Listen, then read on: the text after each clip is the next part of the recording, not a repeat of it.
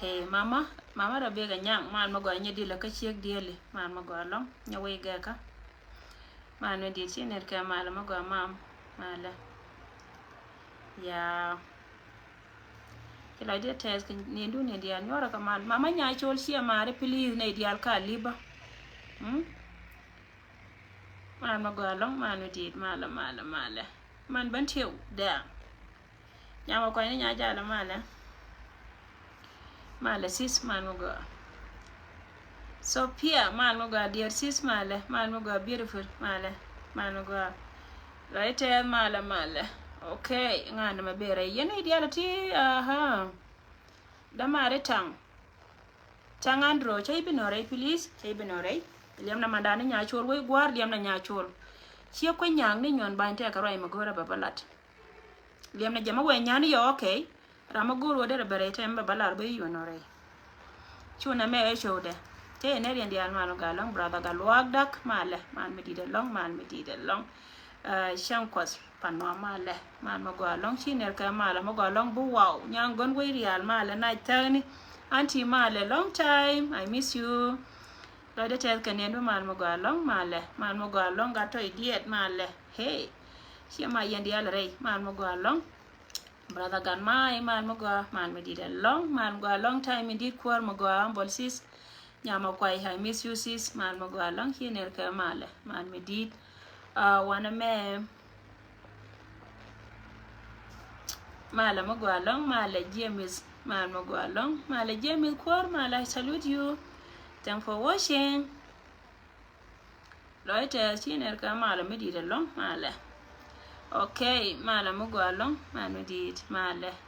nyawo quest man mo ga long male dear sis honorable jinetin male baby sis de tes kenendo chia ma nya chul jine ni nya chul ne ku dial kare gwa ma dara gwa long mal mo gwa long male nyangon we real male che kwang male che kwer gwar lo ete nendo ya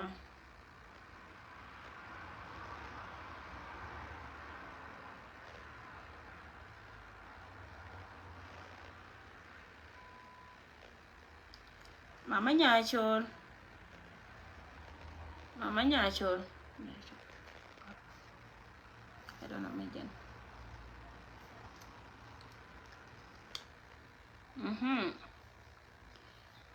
nyar ga garwe ga male baby sis male manu ga long nyam ba ya manu ga long monaka mabiel mal mo ga chiner ka male mo ga long gai kol mal mo ga long man me di chiner ka male chi ma we gwar chiner yendiar man me di long nyawala mal mo ga sis man mo ga male yendiar chi ma man me di long yendiar I miss you guys hey miss me di da male la bananga la buri nga ni yiw chi ga jom cha gwa dun tire me jenta ma ka liamandan so yenera mat mal mo ga mala mi di long mala way gwar kelyo mal mi di long mala yendial nanu ga mama nya chol please che mama taram te talpon nya chol nya mede yene yoda ka chiera mate ke facebook le yoda ja ka jo je nya do ngana ka live pa ne to ro ka jen gwa dum ti de ma cha jo wa live tan cha jo ke ngana chi dwar nyan ka kana gat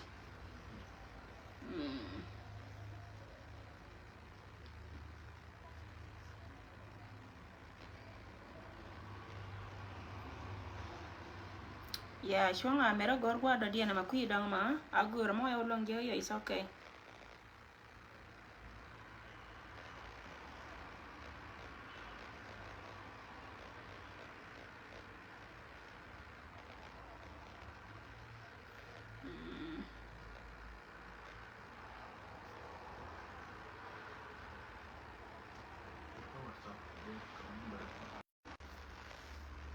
pala nga ka chia ma changa yoda ka mandana changa yoda ka mandana nya chul leng yen jawda okay ya pala nga ka we gwar jaw wana na go bere rama nana taka ken nyane go jan be no yidi lem ne jamat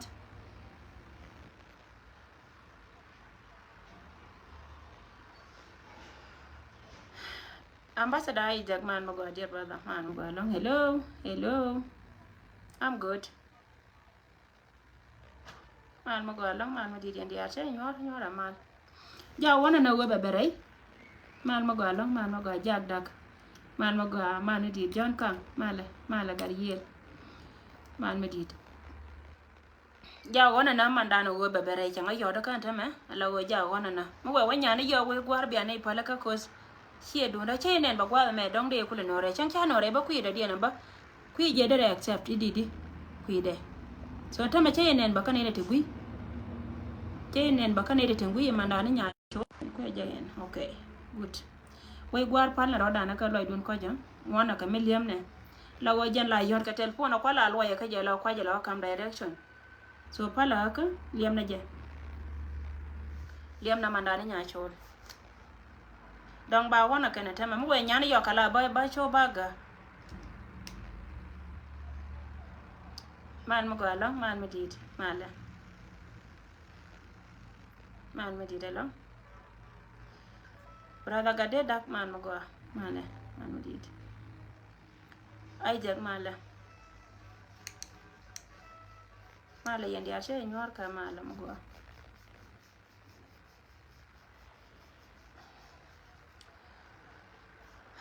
nyora kamal we gwar malish yam na jemandan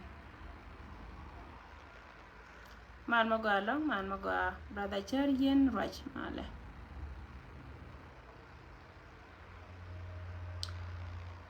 ya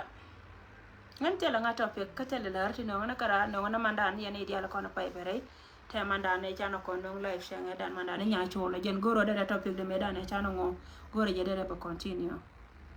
ko me bu gore je de kon dia ta kaliyan ten das wa je ne yana ta mandan nya chola wana je wode je no re pa che lwan kana re because jen tela ra manyo je wode da kula twan wene ku yimi te tene ara ma je ne ta ka kela ta ma ja wona na mo wa nya ne yo ka ba cho baga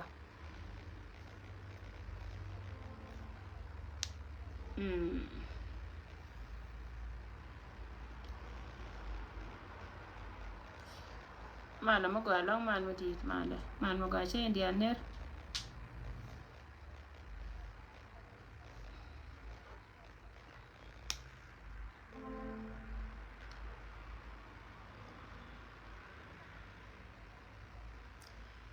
mama nya chola I think che kai cha kanyan wo bi ka bere yidi kana ga ta ka kel ko se jane ne ta ma ngode yetta yenen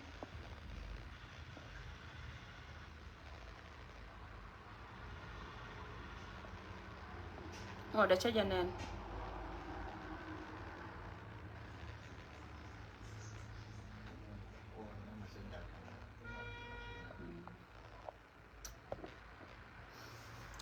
okay chia mara di alta gwada mata ko wachi kon be nyor bang ngante la ngata pe ngono ngana jarar ma goro dena ba discuss lakini jan mandana men goro wadara te kamada da balar kon tit ke meja kon ben change dan ko kuy ke mi chia ko wona ta ma ko jen cha pa chora be long dong ramana na bi long ka no ba nya ko no ngurun ko wona me goro wa ba continue ka je goro je wajen be message be ben tu ka let kon ko changa dan chelat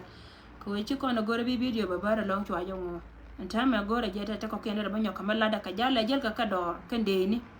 to be da na je ka ne kuma jina Sudan ka jana te ka lumu da batu luga da to ba da kam ne da kona ta kwara ka jina Sudan kel mu gwa ka kona longo go de kona lem kilo da te ka bene ci ben ka ye ne dia ta ta gwa mo to mo de still ta da na la be ka ngala ja gola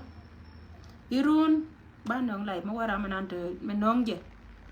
ramana na la longje nong wete ko da ba nong lai irun ka ba gwa rar ngot kana ne kana na ben ba ye jo ba ya ala te no jana ben ben life ka ta mene chejan so ko kwi ka mi she ko no bia pala ka and thank for coming ne dia la ko na ci ben ne to ngwana long ci go bere pala nga ka ko che ye disappoint ba chengan amanda no go che tera mano ngere ngai ko no jana ramidit so kwi go jana ra ngara ka tera bere di minan ta ka kel kana rana ramon ta ma chale ne nyan ba go jana be no reidi gada la long ya no re cha walat so ka kwi ka mi she ko no run ba bera nana piska yandi ala ko mala ta kel ka ya barora gara ne dia ta ci bento ko mala ta kel ka ya bana le jirun bye